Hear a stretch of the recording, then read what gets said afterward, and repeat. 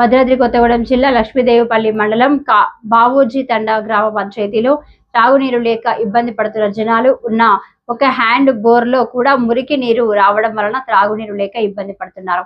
గ్రామ సెక్రటరీని ఈ విషయం పలుమార్లు చెప్పినా కూడా పట్టించుకోకపోవడం లేదు. అసలే వర్షాకాలంలో విష జ్వరాలతో ఇబ్బంది పడుతున్న ఇలాంటి నీరు తాగి అనారోగ్యం బారిన పడుతున్నారు. బావూజీ తండా గ్రామ పంచాయతీలో 2 త్రాగునీటి బోర్లు ఉన్నాయి. అయినా 2 నెలల నుండి ఆ బోర్ నీళ్లు రావడం లేదు. ఈ సమస్యపై గ్రామ సెక్రటరీ తక్షణమే పరిష్కారం చేయాలని బావూజీ తండా గ్రామ ప్రజల యొక్క డిమాండ్.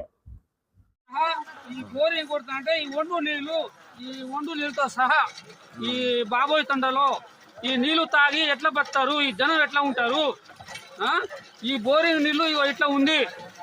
ఈ ఒండుతో సహా ఈ నీళ్ళు ఎట్లా తాగుతాం మేము?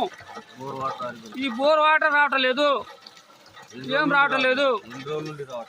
ఖచ్చితంగా 2 నెలల నుంచి బోర్ వాటర్ రావటం లేదు.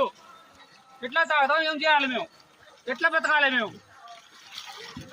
చూడండి నీళ్ళు ఎట్లా ఉందో. అధికారులు చెప్పినా కూడా అధికారులు కూడా పట్టించడం లేదు. ఎవరు పట్టించడం లేదు. ఇప్పుడు దాకా ఈ ఒండు నీళ్ళు ఎట్లా తాగుతాం మేము?